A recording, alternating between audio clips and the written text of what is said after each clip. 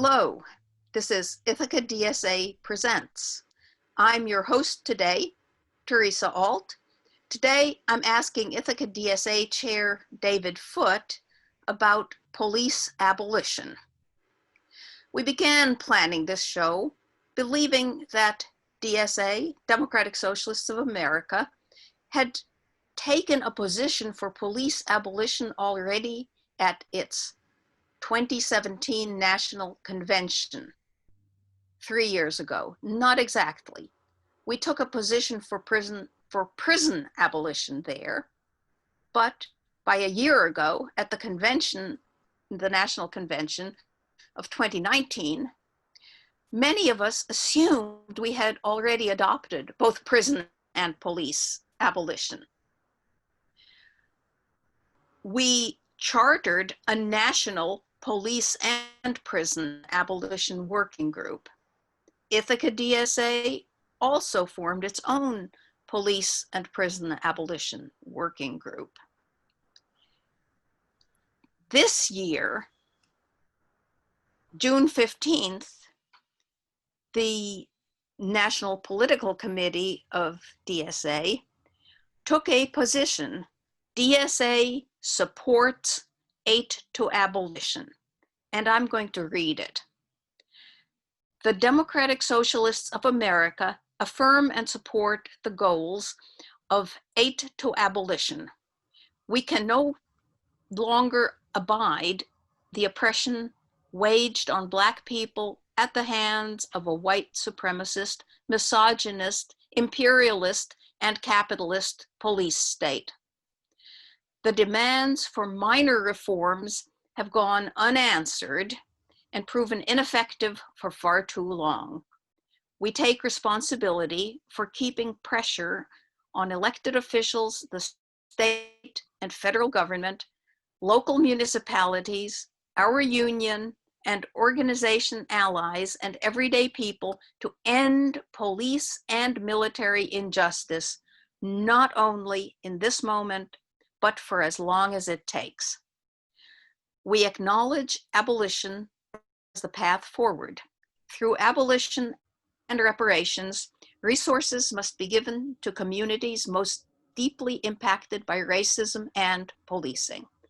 Our country must confront and reconcile its history, materially atoning for the abuses and deaths upon which its empire was built. We endeavor to create a world which values the lives of all Black people, understanding none of us are free until all are free. We lift up Black women's lives, Black trans lives, Black Indigenous lives, Black immigrant lives, and everyone for whom specific and extreme violence awaits at the intersection. In the coming days, DSA will work with our members to enact strategic support for Black organizers and communities across the country. Now, this was back in June, and so the specific actions that are mentioned then have already happened. So I think we can then go through the 8 points. And the first one is defund the police. So David Foote, talk about that. Thank you, Teresa. And I'll be addressing these in sort of a mixed way, a combination of some of the specific language that makes up the 8 to abolition, some personal experience from local activist movements, and statistics, facts that demonstrate the need to enact these huge changes to the way policing happens in the United States. So the first point, defund the police, we've seen come out of a lot of the recent protests, the movement now for justice for Black lives. And this just recognizes that one of the biggest things we're confronting right now is police budgets are huge. These are municipal funds, public funds that are used for policing, and they make up a huge percentage of local budgets. Here in Ithaca, this is 12.75 million. that goes to the Ithaca Police Department, almost equal to the enormous shortfall that's expected due to the coronavirus crisis, as city funds are coming up short. And in response to some of these shortfalls, budget shortfalls, they've slashed, I believe, 9 million from community and youth programs. So this has resulted in huge cuts to after-school programs, summer camps, meal programs, things that, while we're in the middle of a pandemic, might feel like, they might result in some people coming together in ways that might scare some people a little bit, but the families who are affected by this are recognizing that their children are suffering from these cuts, while the police budget remains completely intact. I haven't done deep dives into the budgets for the county sheriff's office, but I did come across the fact that they also are keeping their budgets fully funded, while libraries, for example, have faced closings. So why do we want to defund the police? The fact is, as statistics have shown, as the scholars have shown, they don't necessarily do a great job of preventing crime. They don't necessarily stop it before it happens. We've seen the large-scale failure of what's called broken windows policing, the expectation that small fractures in a community are indicative of deeper criminality. This has been completely disproven. They don't necessarily stop crime in progress either. And afterwards, we've seen broad failures in their ability to investigate and resolve crime.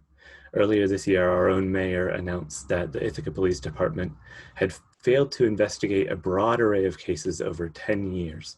And this aligns with national trends. People have pointed out that the majority of police budget is not even spent on investigating crimes, but is spent on patrolling, just tooling around in their cars, investigating, surveilling people, intimidating them, and even if they see something that they see as a crime in progress, responding with overwhelming force, inappropriate force. I think the question that follows this is, if we defund the police, what would replace them? Given that we're confronting a very old and entrenched institution, some of those answers, of course, are still developing. But other people have articulated some really promising possibilities, all of which, even in their first initial steps as they're forming, would be better than what we have. I'm going to come back to this one, though. So if you want to know what would replace them, I think you'll have to listen to the end of the interview. Okay, yeah, so, fair enough. But then the second point of the 8 is demilitarize communities. Mm-hmm. Yeah, and this one aligns with what some of our own activists here are asking for, that we disarm police, that we convert the SWAT truck that Ithaca has into a mobile health clinic, which is a huge priority in a time of a pandemic, that we have some large local colleges, our local school systems as well, both planning how are we going to reopen this fall. We need an emphasis on the health of our communities, not on policing. And we need to repurpose that SWAT truck into a mobile health clinic. We look nationally, there are 1,000 people killed by police every year. Thousands more survive with the physical and emotional marks of their experiences. This is too much. We can imagine if there are 0 police, then we will have 0 police murders. And as you and I have spoken about, even just in the time planning this conversation, many calls that involve the police don't require their presence. It could be a medical issue, an animal that's loose, a noise complaint. None of these merit an armed response. But when that call is made, whether it's to 911 or to another emergency service, police generally show up because for decades, budgets have been cut. Things that could be public programs that were built to address these, but have had their doors closed, while funds available to police continue to grow. And especially these days, considering that the war on terror has bled into the domestic police forces, that they're trained and equipped as if they're existing in a battleground, that the people they're interacting with might be a threat. I mean, just talking about locally, it was reported by residents in West Village that last week, a 15-year-old who had been accused of an armed robbery was apprehended with use of a SWAT truck. It's outsized. It's not justice to have an armed response, even to crimes of inequality. So when we're talking about demilitarizing communities, we're talking about removing threats to people's lives.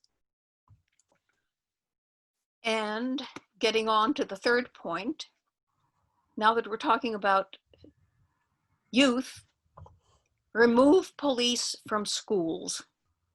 Mm-hmm. This was one where, I mean, I'll admit, when we talked about holding this interview, I didn't think of myself as a subject matter expert.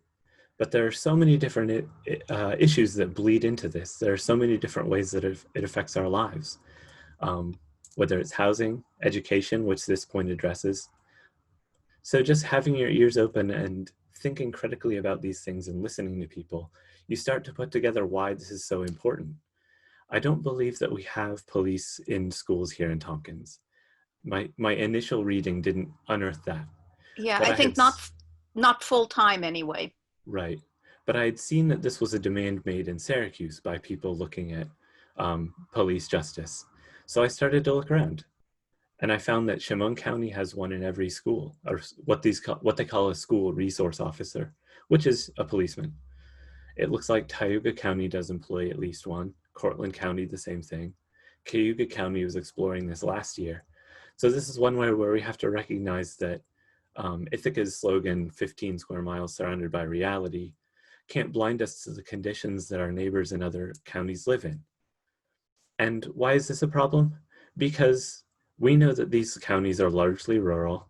They don't have these huge crime issues that would necessitate police officers in the schools. So it's again a drain on public money that could be spent to empower people. And given that these counties are mostly white, but have small communities of Black and brown people, those students are the ones most at risk when you put a police officer in the schools.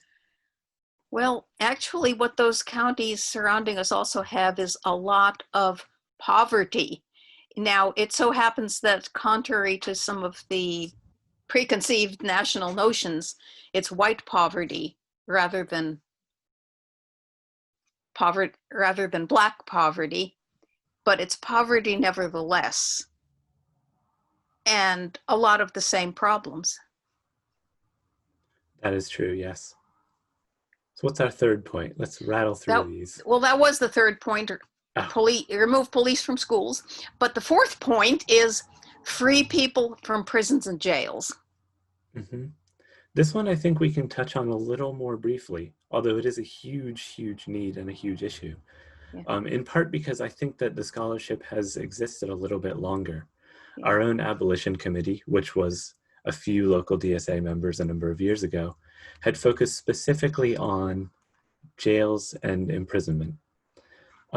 So if you watch things like the movie 13, which explores the ways that the 13th Amendment prohibited slavery but preserved it through the prison system, this is a fundamental justice issue, incarceration in the United States.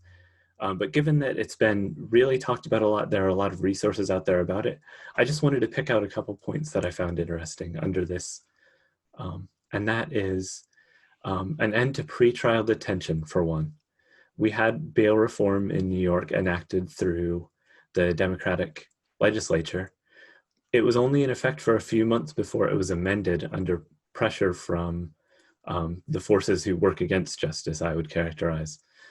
It meant in this brief time, 2,000 fewer people behind bars. So even these reforms can immediately help people's lives, but pressure needs to keep up. Some of the other points that Aid to Abolition made, though, was that we need to make communications free for the people who are imprisoned. We need to end immigration detention, which we know from our work with local immigrant rights groups.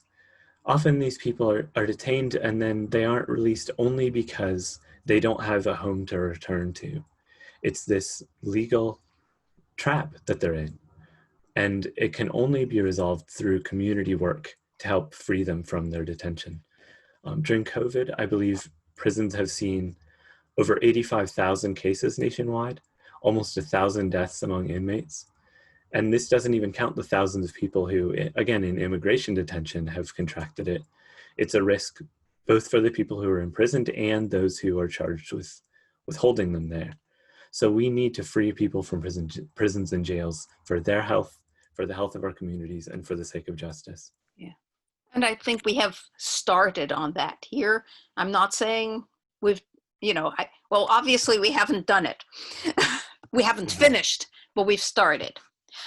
The next point 5, was repeal laws criminalizing survival. And I think there's some again, some tension in this community.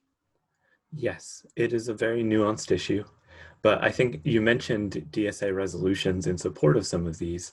I did find that DSA approved a resolution in 2019 supporting the full decriminalization of sex work.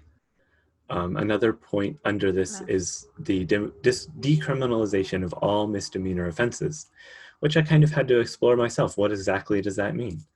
It means they're taking things like marijuana possession, driving violations, vandalism, trespassing, and not making this an option for those people to end up in jail. There is a worry that making these things finable offenses rather than arrestable offenses would still result in a financial burden for those who are being targeted by police. But as one plank on this fuller justice-oriented platform, it's an important one. To extrapolate just a little bit more, I believe includes marijuana possession. We know that this is a broadly popular thing at this point, marijuana legalization. But I would just add an asterisk on that we recognize that the ways that the war on drugs has been carried out, it hasn't just destroyed communities, but disfigured what we think of as effective policing. As I mentioned before, police, their time isn't spent on investigating crimes if they're patrolling communities, trying to catch a whiff of marijuana and catch some minor that they can then put in jail, boost their own arrest numbers, and ignore violent crimes. And I think actually that point about, I'll go back to the same point, repeal laws criminalizing survival. I thought actually was understanding that in a slightly different way, but this gets interesting because I thought it went more to things like sleeping out on the streets, sleeping in the jungle, perhaps camping in the jungle. My reading is that it's about what we call maybe the street economy. But it does include, yes, it does include people experiencing homelessness, people accused of loitering.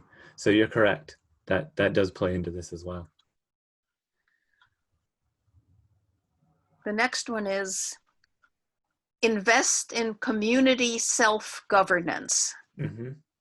And this is where we start to get into what we replace policing with, as well as bleeding into what you and I and DSA in general loves to see, loves to talk about. We're talking neighborhood councils, tenant unions, non-carceral violence prevention, all the stuff we love. We have interviews on the record with the tenants union, and we've seen some interesting progress made this year through Tompkins County, the Mutual Aid Network, who is not just trying to provide for people's material needs, but is trying to set up some of these neighborhood councils, neighborhood stewards that would allow for more self-governance. One point here that I wanted to call out specifically, though, also applies to our local situation, which it says, also land stewardship councils to oversee return of land to Indigenous people. Now, if you've been to a justice-oriented event here in Tompkins County or a neighboring county, you probably have heard a land acknowledgement, because as we know, our cities, our homes were built on land that by treaty should belong to the Haudenosaunee people. But giving that land back is, of course, a problem for those who would protect property. So having some formal commission for returning land would be a very interesting thing to see. Returning land, or perhaps paying rent. It's an important part of the conversation. So, okay, somehow we got from, okay, community self-governance to returning land. Point 7, provide safe housing for everyone. Mm-hmm. This is another That's one. a big problem here. Absolutely. And if you've been to a local demonstration, or if you've watched the video from it, or if you've shared posts from one of them, you'll know that cancel rent and prohibit evictions are two things we're really keyed in on right now. 70% of Ithaca is renters, if I have that right. So renting of the city of Ithaca. Yeah, so we depend on a rental market locally. We can't just start tossing people out of their homes at a time when there is no opportunity for them to pay the rent. Some steps have been taken to protect our renters, but each time there's this benchmark, there's this expiration date that we keep having to push back. Another thing I learned was that while 7% of the city of Ithaca is composed of our African-American or Black population, it's 53% of eviction cases are Black people. It's not justice. So canceling rent and prohibiting evictions is exactly what we need. This also includes protections for LGBTQ youth who may be facing homelessness due to rejection by their family, as well as a demand for housing for immigrant and asylum-seeking communities. So again, these are just really comprehensive demands. It was a joy to go through and see just how careful they were in crafting these. Yeah, now I can say that for this local area, most of all for the city of Ithaca, but also for all of Tompkins County,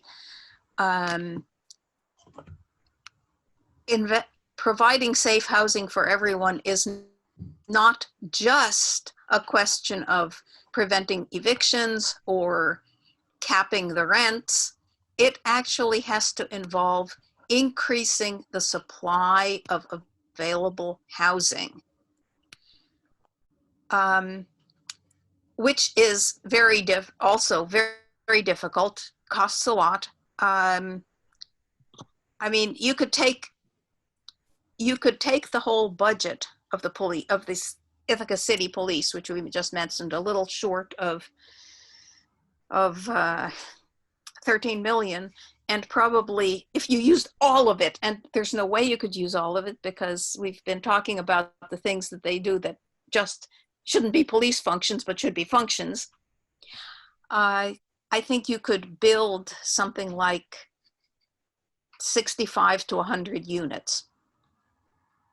That's doesn't come near to what we need. But anyway, moving on to the 8th of the 8, invest in care, not cops. Mm-hmm. And this one's the crux of it. This is the answer to what do we do if we're not going to rely on the police force to handle calls, to handle problems in the community. So the way I see it is the reason why people still call the police and do so even when they know that the cops are a threat to their communities, to their health, is that there aren't better options put forward. In fact, there's often no other options. An officer responding to a call isn't prepared to address food insecurity, a lack of employment options, a lack of healthcare. Even your most sensitive, de-escalation trained police officer is going to handle it with the tools they have, whether that's a gun, a taser, handcuffs, the choice to arrest or not arrest. And they make it then a matter for the legal system to sort through instead of the healthcare system, instead of the social service system. Well, I can say there's another dimension to that, because you talked about people choosing to call the cops. But in fact, in my own experience, you don't necessarily choose to call the cops. I mean, I have called 911 to report what looked like a medical emergency, and thinking that they would send EMTs. They sent cops. It was okay, you know, the whole thing came out okay. It was not a problem. They handled it very properly, but and it wasn't a real medical emergency, as it turned out, but you don't want to just walk by and ignore it. But so the problem is actually somewhat in the dispatch system. I mean, I think if you phone them and say there's a fire, they're not going to send the cops. But I'm not even sure of that now.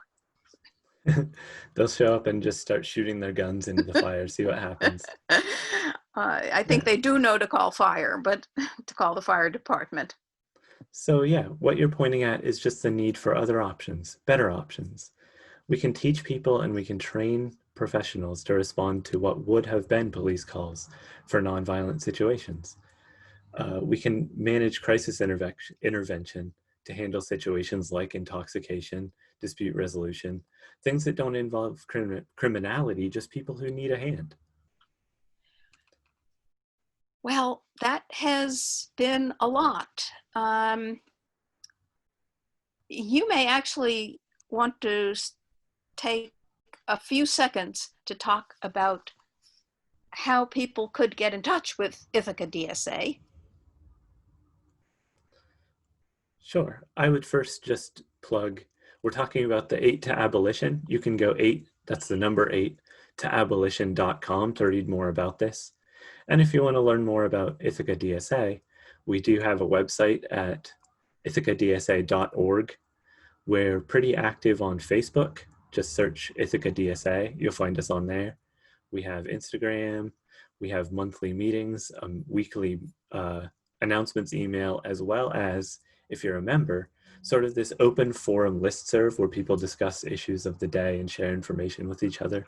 So there's a lot of ways to get involved with getting organized. And that is all we have time for. This has been Ithaca DSA Presents. Thank you for watching. I have been talking with Ithaca DSA Chair David Foote about police abolition.